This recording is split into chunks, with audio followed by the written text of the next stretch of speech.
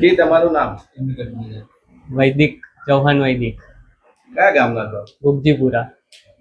બાળકને અહીંયા હોસ્પિટલમાં લાવ્યા હતા, શું તકલીફ હતી, શું કહેશો? એટલે ગઈ રાત્રે જે સેફ્ટી પિન આવે એ ગળામાં અટકી ગઈ હતી, તો નજીકના હોસ્પિટલમાં ગયા હતા પણ ત્યાં એક્સેપ્ટ નહોતા કરે.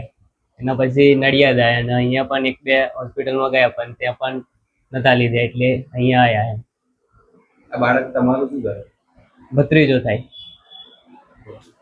તમે અહીંયા હોસ્પિટલમાં આવ્યા, શું કર્યું ડૉક્ટર સાહેબે?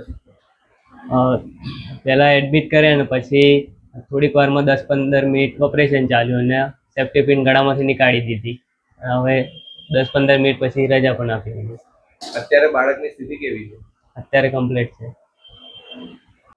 જી સર, આપનું નામ પરિચય અને આજે કયા ઓપરેશનમાં આપને સફળતા મળી, શું કહેશો? અચ્છા, મારું નામ ડૉક્ટર સુપ્રીત પ્રભુ છે. હું લગભગ 25 વર્ષથી અહીં નડિયાદમાં પ્રેક્ટિસ કરું છું.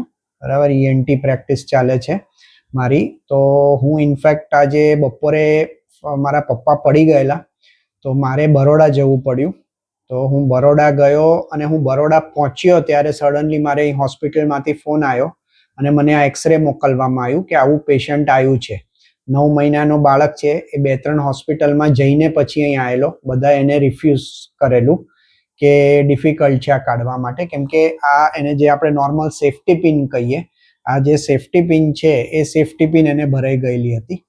સેફ્ટી પિનનું એક આપણે સેફ્ટી પિન એને એટલા માટે સેફ્ટી કહીએ કેમ કે એનું જે સોય વાળું છે એ આપણે લોક કરી શકીએ, પણ આનું કોઈ કારણવશ એનું ઉપરનું લોક તૂટી ગયેલું એટલે આ ખુલ્લું હતું અને 9 મહિનાનું બાળક એ ગળી ગયેલું. હવે ગળવામાં 2 ઓપ્શન, એટલે અંદર જાય આ પિન તો શું થાય, ઊંધું બી જઈ શકે કાં તો આમ સ્ટ્રેટ બી હોઈ શકે. ઊંધું હોય તો અમારે ઇઝી પડે, કેમ કે શું છે કે આમ ઊંધું હોય તો એને કાઢવું સહેલું પડે.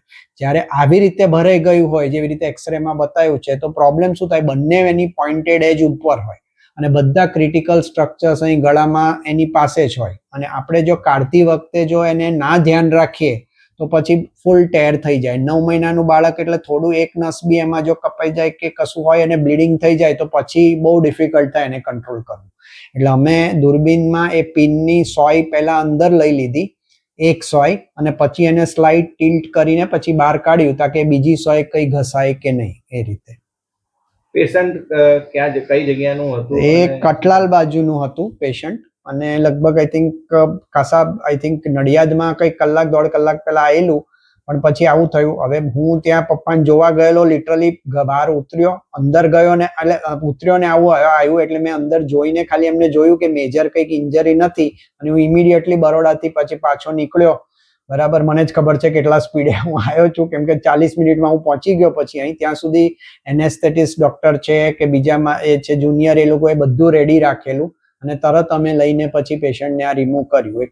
કાઢતા બહુ ટાઈમ નહીં લાગ્યો, 1-1.5 મિનિટ કે 2 મિનિટ લાગ્યું, પણ એને જે મેઇન ઇમ્પોર્ટન્ટ છે કે જો ભરાવો તો આમાં કલાક બી લાગી શકે એવી રીતે, પણ ફોર્ચ્યુનેટલી સ્મૂધલી ગયું અને ટેકનિકથી અમે કાઢી શકીએ. ઓપરેશન કેટલા સમય ચાલ્યું અને અહીંયા સારવાર હેઠળ પેશન્ટ કેટલા સમય રોકાયા હતા? હા, એટલે પેશન્ટને હમણાં નીકળી ગયું છે, એટલે પેશન્ટને અમે બસ ઓબ્ઝર્વેશનમાં રાખ્યું છે, વોર્ડમાં જ છે પેશન્ટ. સાંજ સુધી અમે રાખીશું, એટલે અત્યારે 7-1 વાગ્યા સુધી થોડું ઓરલી મોટેથી સ્ટાર્ટ કરીશું. મોડેથી લેવાતું હોય, દાવણ બાવણ લેતું હોય તો પછી આપણે રજા આપી દઈશું.